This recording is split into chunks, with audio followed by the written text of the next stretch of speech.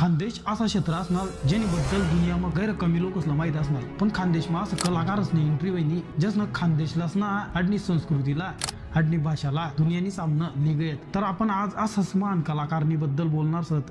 महान का महान येण्यासाठी की तो खुद तर पुढं गया त्यानं दुसरंसला भी पुढं लिसन गया। हामी बात कर रहे ना सर सचिन कुमावतनी। तर जे खानदेश मित्र स्वा जो शामना यूट्यूब चॅनल में स्वागत सर तुमना। तर व्हिडिओ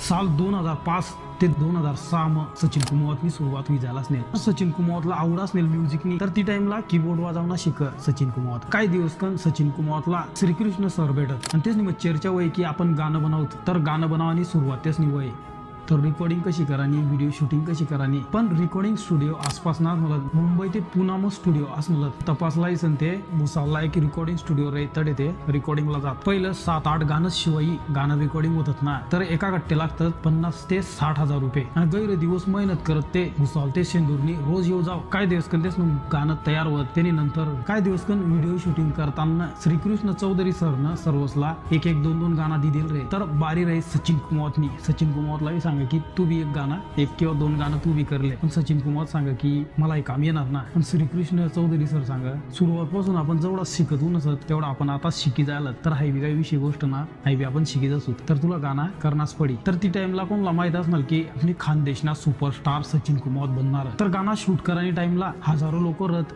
तर ते लोक असला दे की सचिन कुमावत ना जीव धक कर। सचिन कुमावत डिमोटिवेट आहे की मनी कमी होणार ना। फर्स्ट टाइमला कोणी बी आहे सचिन कुमावतला ऍक्टिंग येईना, तर पब्लिक सांग की याला काळा दुसऱ्याला हिरोल्या, पण सचिन कुमावत थोडासा विचार कर त्याने मन एक जुळून एक जोश आहे त्याने नंतर 1-2 घंटा मग गाणं कम्प्लीट होई जाय। तेच ना गाणं शूटिंग एडिटिंग सर्व काही होई जाय। मग गाणंसला रिलीज करायला टाइम येईल, गाणं जेव्हा रिलीज करायला टाइम येईल तेव्हा म्युझिक कंपनी असला इकना पडत। ती टाइमला म्युझिक कंपन्या गैरा सस्ता मग गाणं म्हणतात। तेच ना गाणं रिलीज होईना ती टाइमला चालणार ते गैर न सचिन कुमावत न कवाज माग फिरीसन देखना ना मेहनत करत रहे ना। सचिन कुमावत न सोचना की आपण हार मानणार ना आता, पण आपली खानदेश में रिकॉर्डिंग स्टुडिओ असणार ना सामान आणि तेच ना स्टुडिओ बनाया त्यासला येता बिना काही सरी विदेश न शिकत गए, गाणं बनवत गए, एडिटिंग करत गए, गैर असं कलाकार येवाला लाग गए। सचिन कुमावत रिकॉर्डिंग करायला जातात, सर्वस्नी मदत करणार सचिन कुमावत न त्यांनीसाठी आज त्याला त्यांनी मेहनत ना फळ भेटणार। आज त्यांनी चॅनलवर 1.7 मिलियन सबस्क्रायबर्स आहेत। जी टाइमला इंटरनेट असणार ना